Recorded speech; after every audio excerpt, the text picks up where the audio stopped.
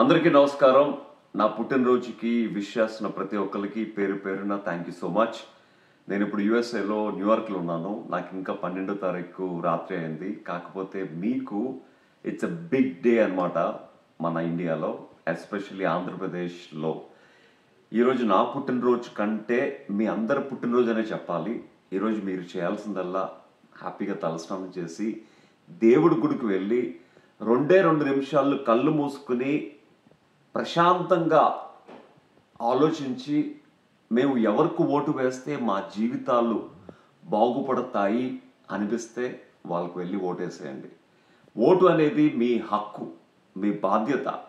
వీళ్ళకి ఓటు వేయండి అని చెప్పే బాధ్యత నాకు లేదు. కాకపోతే ఈరోజు 100% మీ ఓటు హక్కుని వినియోగించుకోండి అని చెప్పే బాధ్యత నాకుంది. సో మీరందరూ వెళ్ళి మీ ఓటు హక్కుని వినియోగించుకొని మీరు కోరుకున్న నాయకుడిని గెలిపించి మన ఆంధ్రప్రదేశ్ని స్వర్ణాంధ్రప్రదేశ్గా తీర్చిదిద్దే నాయకుడిని ఎంచుకోవాలని మనస్ఫూర్తి కోరుకుంటున్నాను.